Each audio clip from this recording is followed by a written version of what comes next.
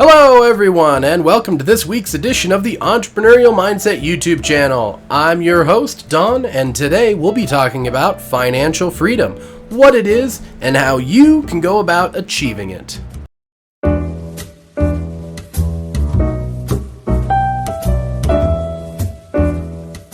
Before I begin, I'd like to thank the community of followers for keeping this channel alive and well, and all of you tuning in from the Passive Income Connect website and app. For those of you unfamiliar, Passive Income Connect is the #1 resource on topics like entrepreneurship, small business, and building wealth through investing wisely.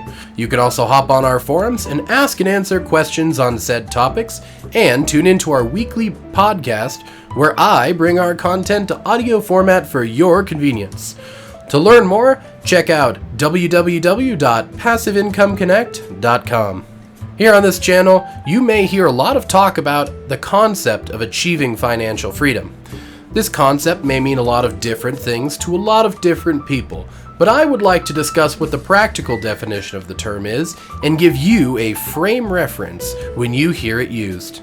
The idea of financial freedom sounds like having enough money to make you happy, to pay your bills, and to live a reasonably extravagant lifestyle.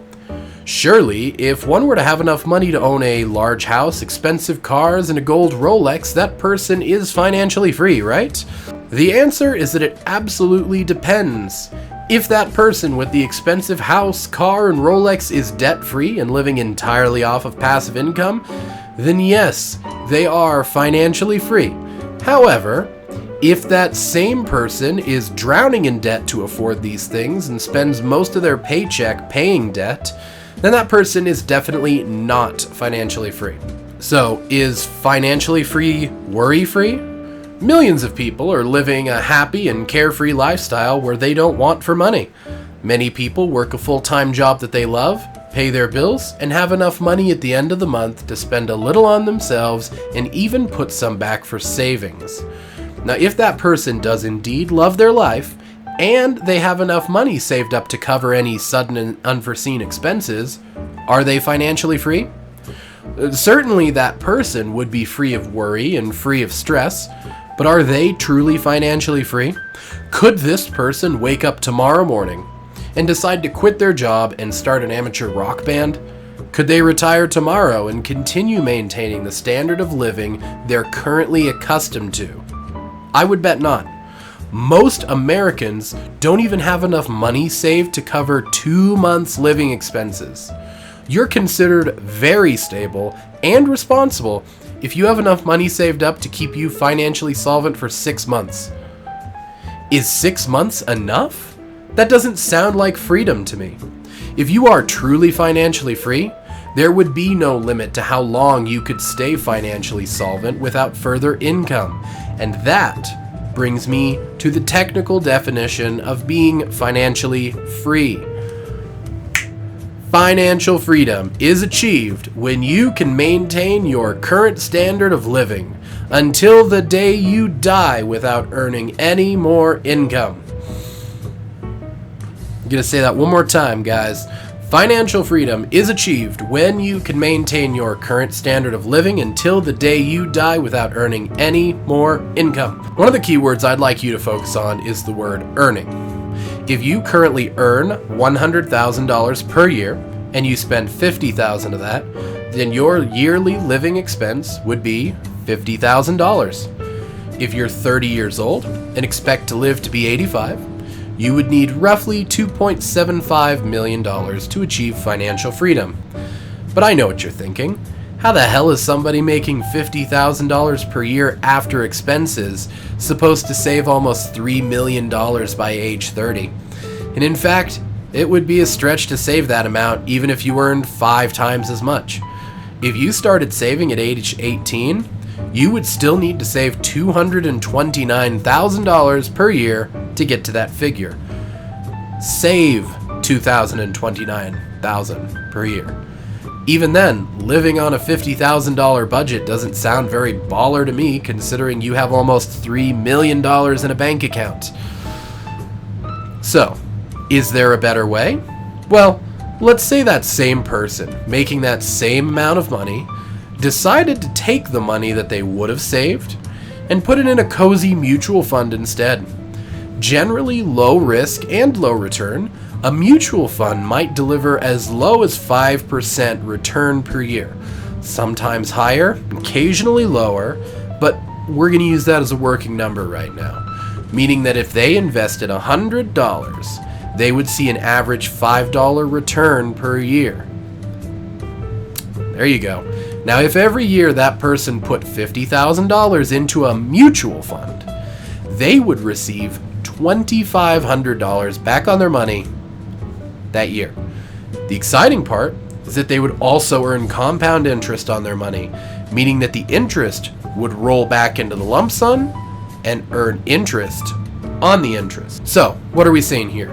Year one, that's going to yield $52,500. You got the original 50 plus the 2,500, but year two would bump that figure up to $107,625. Now by year 5, that account, once again putting in the same $50,000 a year, would be worth $290,095, even though $250,000 was what you put in. That's 5 years. Now if we fast forward to age 30, that person would have a whopping $835,650. Okay, still, this does not total the $2.75 million needed in the first example. But if that money stays in the mutual fund, it will generate back about $41,780 every year. Now that person would be able to remove over $40,000 each year, and the money in the account would never go down. If that person made a few higher return investments over that 12-year period, it would not be unreasonable to say that they'd have about $1 million in their brokerage account. For this person, whether they're 20, 30, 50, 70, or even 90 years old, they would need roughly $1 million in a brokerage account to achieve financial freedom. Because if their living expenses is $50,000 and they can remove $50,000 every year out of that million without the principal going down, the money will sustain them at that level for an infinite amount of time. Essentially, you can use that as a rule of thumb for yourself. If you need $75,000 per year for living expenses, you'll need $1.5 million in a brokerage account to be financially free. If you need $100,000 per year for living expenses, you'll need $2 million, so on and so forth. And of course, these are rough estimates, since low-risk investments will typically earn even more than 5%. But there are times where they may earn less than that as well. A financial advisor can explain to you the nuances of that. And keep in mind, I am not a financial advisor. This is not financial advice. But many people can average almost 10% on their total investment in the right circumstances. I understand that not everybody can save $50,000 per year. To save $50,000 a year, that would require putting $4,000 per month into your brokerage account, which is not reasonable for many working class people. It may take longer, but it's doable. Maybe your standard of living is considerably lower and you're not concerned with the trappings of wealth.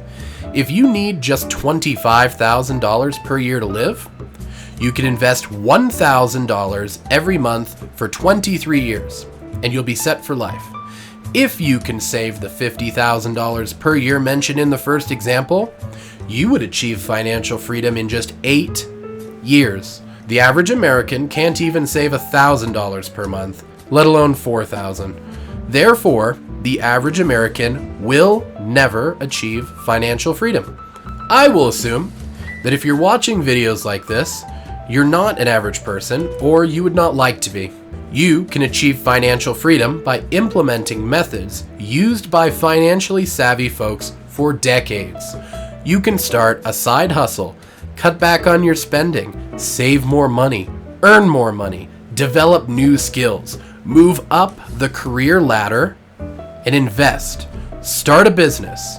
Business owners are consistently better off than those who work for others.